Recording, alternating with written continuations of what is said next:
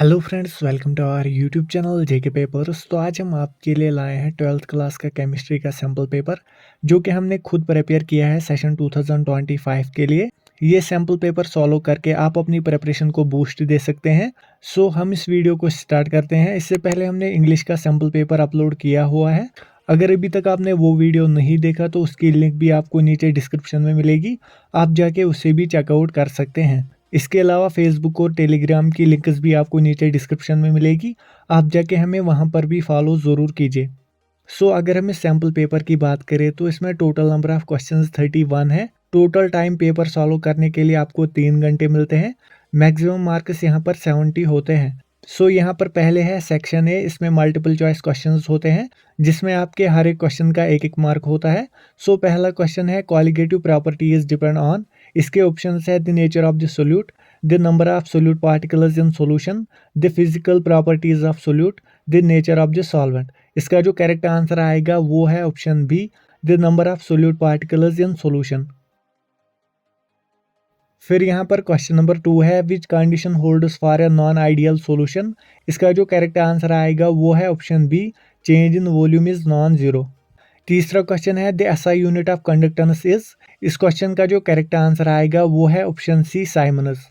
Question number 4 है what effect does temperature have on the half life of a first order reaction. इसके option है it increases, it decreases, it remains the same, both increases as well as decreases.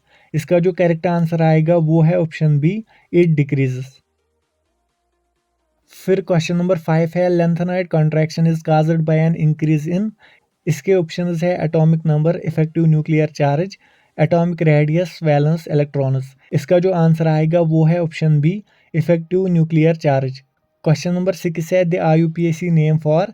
नीचे आप यहाँ पर एक compound देख ही सकते हैं। इसका जो करेक्ट आंसर आएगा वो है ऑप्शन बी, 1-chloro-4 मिथाइल 2-नाइट्रोबेंजीन।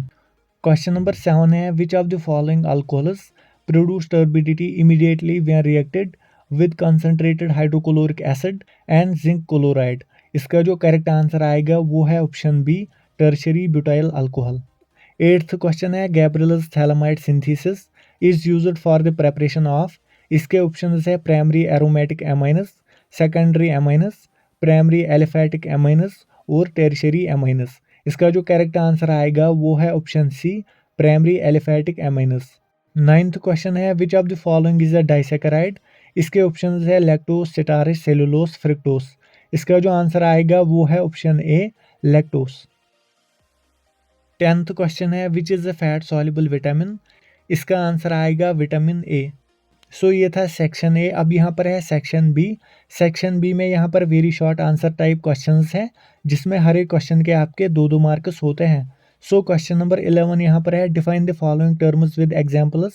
पहले यहाँ पर है कोऑर्डिनेशन कॉम्प्लेक्स, दूसरा है बाइडेंटेट लाइगेंड।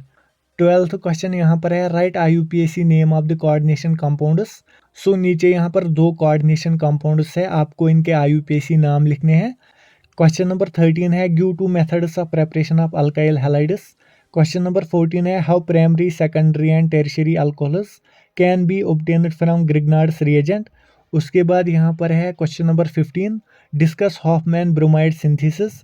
क्वेश्चन नंबर 16 है what is Arrhenius equation, what is its importance. Question number 17 है what are the sources and diseases caused due to deficiency of vitamin A and C।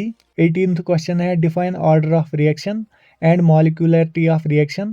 Question number 19 है define rate of a reaction, what is the effect of catalyst on reaction rate. उसके बाद यहाँ पर है section C. यहाँ पर short answer type questions होते हैं, इसमें आपके हर एक क्वेश्चन के 3-3 मार्क्स होते हैं।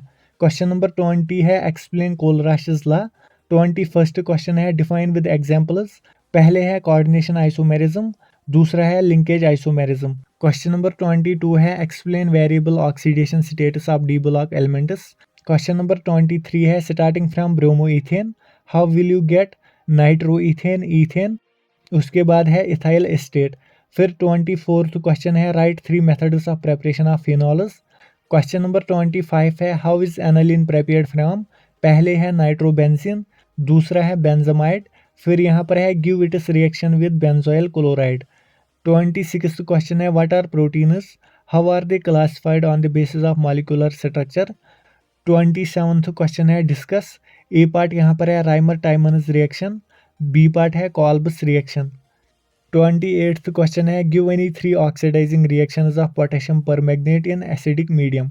सो ये था सेक्शन सी। अब यहाँ पर है सेक्शन डी। इसमें लॉन्ग आंसर टाइप क्वेश्चंस होते हैं जिसमें आपके हर एक क्वेश्चन के 4-4 मार्क्स होते हैं। सो क्वेश्चन नंबर 29 है define freezing point, explain why freezing point of a solution is lowered when a non volatile solute is added to it. इसके साथ और है what is osmotic pressure, explain how the molecular mass of a non volatile solute can be determined from it. Question number 30 है what is electrode potential and EMF of a cell, discuss Nernst equation for the cell potential।